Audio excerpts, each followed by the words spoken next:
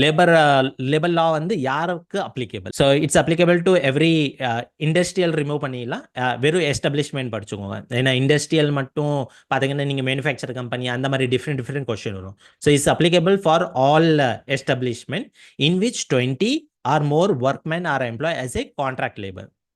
So ஒரு principal employer வச்சுக்கோங்க. For example Gandhiji வந்து பிரின்சிபல் எம்ப்ளாயர். ஸோ அவர் வந்து ஒரு கம்பெனி ரன் பண்ணுறாரு. அந்த கம்பெனி ரன் பண்ணும்போது அவரோட பேரோல்ல ஒரு 10-20 பேர் இருக்காங்க. Fine, no problem. பட் சில ஒர்க்ஸ் பண்ணுறாக்காண்டி அவர் வந்து மிஸ்டர் கணேஷ் சார் கான்ட்ராக்டர் அவருக்கு ரீச் அவுட் பண்ணுறாரு. அவர்கிட்ட சொல்கிறாரு, எனக்கு ஒரு 25 எம்ப்ளாயிஸ் வேணும் for one work need to be done. So ஒரு ப்ராஜெக்ட் வந்திருக்கு, அதுக்கு எனக்கு 25 எம்ப்ளாயிஸ் வேணும் ஃபார் 3 months 5 months 6 months ஒரு டேர்ம், ஒரு மாதம் கணக்கில் எம்ப்ளாயிஸ் வேணும் சொல்லி காந்திஜி வந்து கணேஷ் சார்ட்ட அப்ரோச் பண்ணியிருக்காரு. ஸோ 25 எம்ப்ளாயிஸ் வந்து கணேஷ் சார் வந்து காந்திஜி சாருக்கு இஷ்யூ பண்ணிட்டாரு. Any financial year 1 day also, எந்த ஃபினான்ஷியல் இயர் எடுத்துக்கோங்க, ஃபினான்ஷியல் இயரில் ஒரு நாள் கூட இன்கேஸ் 20 or 20 கிராஸ் ஆயிட்டாங்கன்னா principal employer has to register. So for example நான் இப்போ கணேஷ் சார் வந்து 25 எம்ப்ளாயிஸ் கொடுத்துருக்காரு காந்தி சார் கம்பெனிக்கு.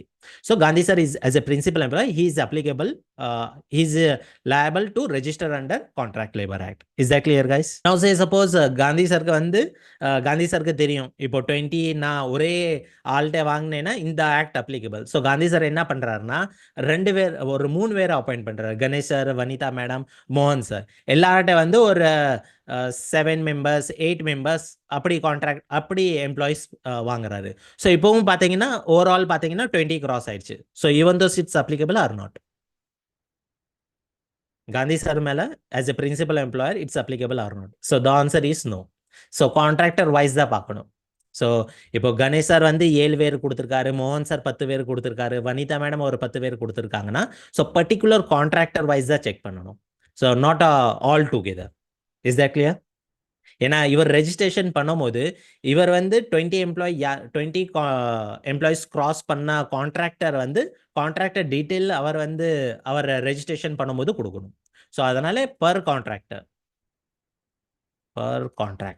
இது ஞாபகம் வச்சுக்கோங்க. So per contractor 20 employees cross ஆனாதான் he is liable, otherwise he is not liable.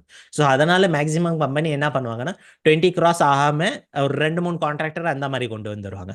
So அந்த மாதிரி less than 20 இருக்கிற மாதிரி பார்த்துட்டு they will book some contractor. Yeah.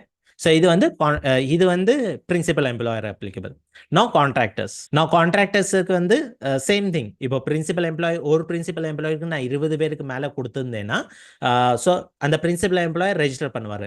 Register பண்ணும்போது என்ன சொல்லுவாருன்னா, நான் வந்து கணேஷ் சார்ட்ட வந்து 20 எம்ப்ளாயிஸ் எடுத்திருக்கேன், இந்த டைம்லேருந்து இந்த டைம் வரைக்கும் எனக்கு வந்து மேன் பவர் தேவைப்படுது, அந்த மாதிரி அனெக்ஷரில் காந்திஜி வந்து ஆட் பண்ணிடுவார். ஸோ ஆட் பண்ணதுக்கப்புறம் காந்திஜி சார் வந்து principal employer, he will issue form 5 to whom contractor Ganesh சாருக்கு அவர் இஷ்யூ பண்ணிடுவார். ஸோ கணேஷர் as a contractor he also need to register. So 2 பேருமே ரெஜிஸ்டர் பண்ணணும், not only one side. So principal employer in case principal employer register பண்ணிட்டாருன்னா அவர் form 5 வந்து கான்ட்ராக்டருக்கு கொடுப்பாங்க and contractor has to register. So 2 பேருக்குமே ஒரே போர்ட்டலில் ரெஜிஸ்டர் பண்ணலாம். எங்கே பண்ணலாம் அதுவும் நான் காமிக்கிறேன்.